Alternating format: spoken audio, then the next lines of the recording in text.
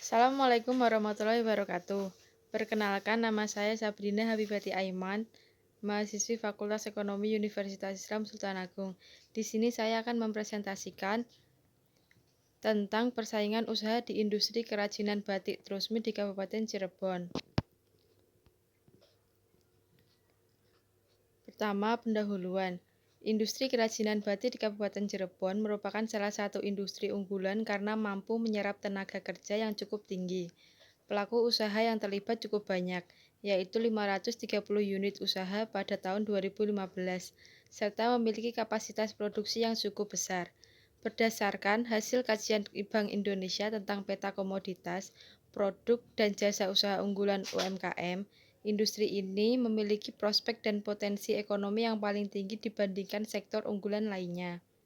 Dilihat dari perkembangan jumlah unit usaha dan tenaga kerja yang terserap, menunjukkan kondisi penurunan di mana pada tahun 2006 mencapai 660 unit usaha dengan jumlah tenaga kerja terserap sebanyak 5.938 orang. Dan tahun 2015 turun menjadi 530 unit usaha dan tenaga kerja tinggal 4.408 orang. Penurunan tersebut disebabkan persaingan usaha yang semakin ketat, kondisi perekonomian makro, seperti kenaikan harga BBM dan tarif dasar listrik, sehingga mereka sulit bersaing dan bertahan di pasar. Salah satu alat untuk menganalisis struktur kekuatan persaingan adalah konsep Porter 5 Force Model, di mana ada 5 kekuatan dalam persaingan yang harus diperhatikan, yaitu 1. Cakupan dan intensitas kompetisi. Kedua, pesaing potensial. Ketiga, keberadaan produk pengganti. Keempat, daya tawar pembeli. Dan kelima, daya tawar pemasok.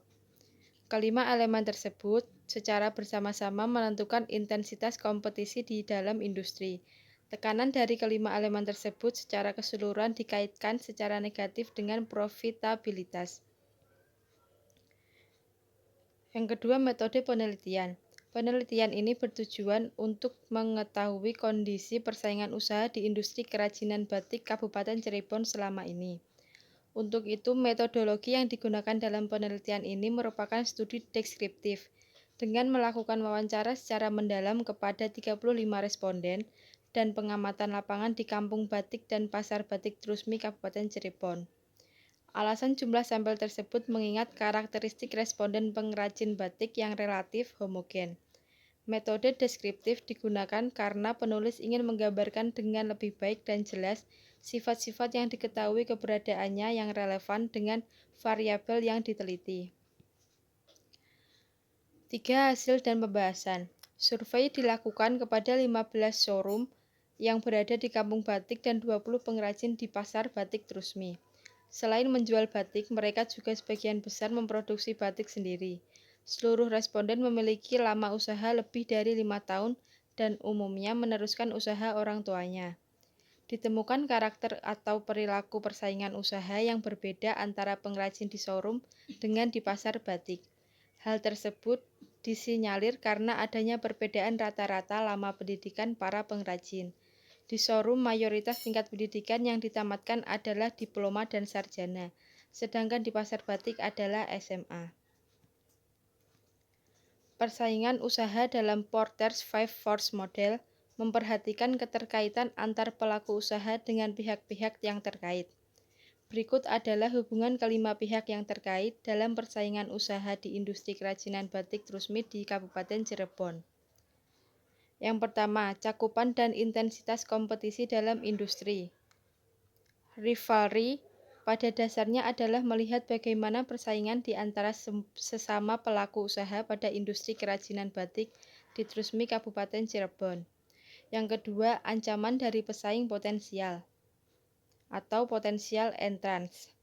Pesaing potensial industri kerajinan batik Trusmi adalah sentra dan pengrajin batik yang ada di luar Cirebon.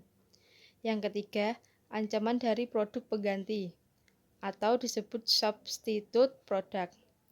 Produk pengganti industri kerajinan batik adalah industri pakaian jenis lainnya.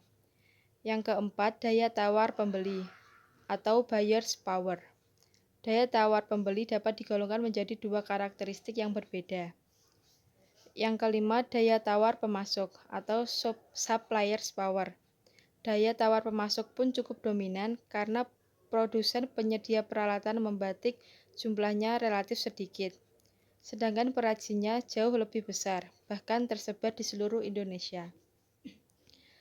Kesimpulannya, persaingan usaha yang dihadapi oleh pelaku usaha di industri kerajinan batik Trusmi di Kabupaten Cirebon menunjukkan kondisi yang cukup berat, meskipun secara struktur pasar atau persaingan di antara para pelaku usaha itu sendiri masuk dalam jenis monopolistik. Namun ancaman dari pesaing, produk pengganti, posisi tawar pembeli yang lebih tinggi, serta lemahnya posisi tawar mereka terhadap para pemasoknya mendorong mereka harus terus berupaya agar dapat dalam industri ini. Upaya yang terus mereka lakukan adalah melakukan diferensiasi produk, senantiasa mengembangkan desain, warna, corak produk yang dihasilkan dan terus melakukan promosi. Terima kasih, sekian yang dapat saya sampaikan dalam presentasi saya kali ini. Wassalamualaikum warahmatullahi wabarakatuh.